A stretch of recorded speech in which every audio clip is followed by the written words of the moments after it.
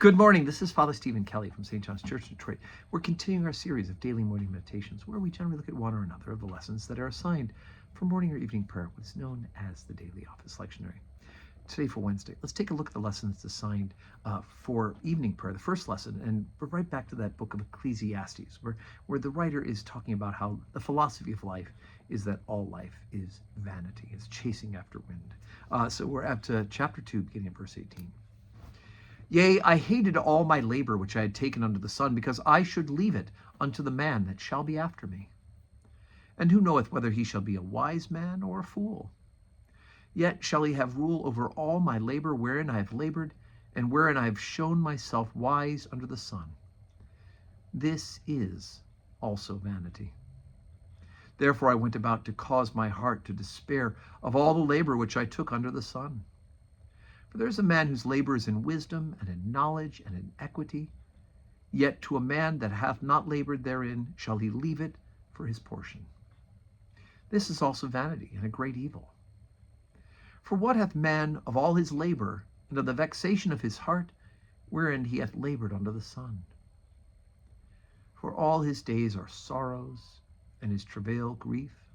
Yea, his heart taketh not rest in the night. This is also vanity.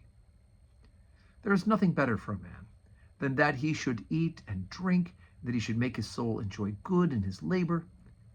This also I saw, that it was from the hand of God. For who can eat, or who else can hasten hereunto more than I?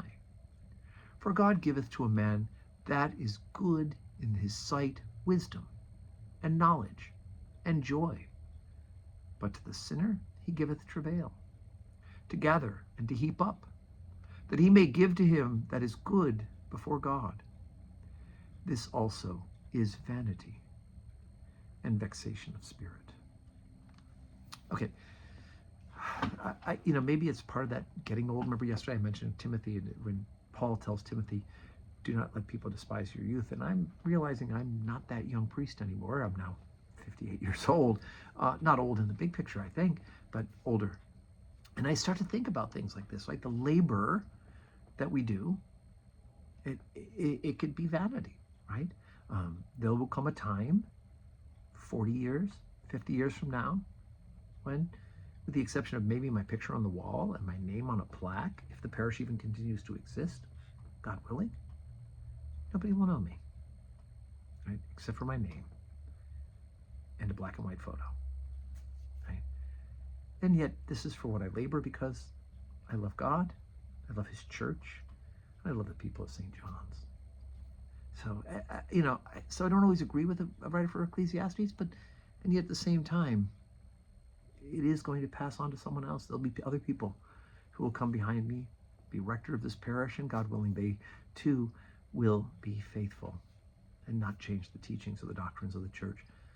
St. John's has been blessed that we've had an unbroken line of teaching from our founding to now, as Father Armitage foresaw in his written documents in the cornerstone of this building, of which we have copies. So, but at the same time, he says, look, God giveth to a man that is good in his sight, right? In other words, those who are trying to be virtuous, trying to be holy. He gives them wisdom and knowledge and joy. But to the sinner, he gives travail. So keep working, keep seeking God's grace, keep trying to please God and to love him more and more, and love your neighbor as yourself, and ask him for the wisdom and the knowledge and the joy that he gives to those seeking to be godly. Whew.